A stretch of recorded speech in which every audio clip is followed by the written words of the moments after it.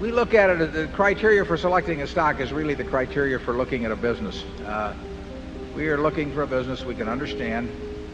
That means they sell a product that we think we understand, and we understand the nature of their competition, what could go wrong with it over time.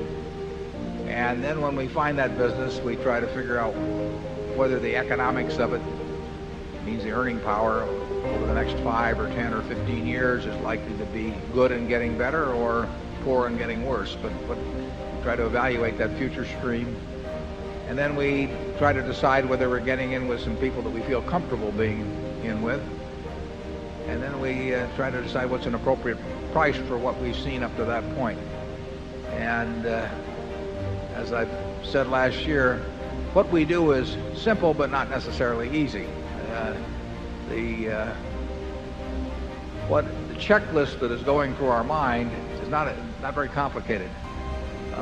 Knowing what you don't know is important, and sometimes that's not easy. And knowing the future is definitely it's impossible in many cases in our view, and it's difficult in others, and sometimes it's relatively easy, and we're looking for the ones that are relatively easy. And then and then when you get all through, you have to find it at a price that's interesting to you, and that's very difficult for us now, although there have been periods in the past where it's been a total cinch. And that's what goes through our mind. If you were thinking of buying a service station or a dry cleaning establishment or a convenience store in Omaha to invest your life savings in and run as a business, you think about the same sort of things. You think about the competitive position and what it would look like 5 or 10 years from now, and how you were going to run it, who was going to run it for you, and how much you had to pay. And that's exactly what we think of as when we look at a stock, because a stock is nothing other than a piece of the business. Charlie? Yeah, if finance were, when finance is properly taught, it should be taught from cases where the investment decision is easy. And the one I always cite is the early history of National Cash Register Company, and that was created by a fanatic who bought all the patents and had the best sales force and the best production plants, and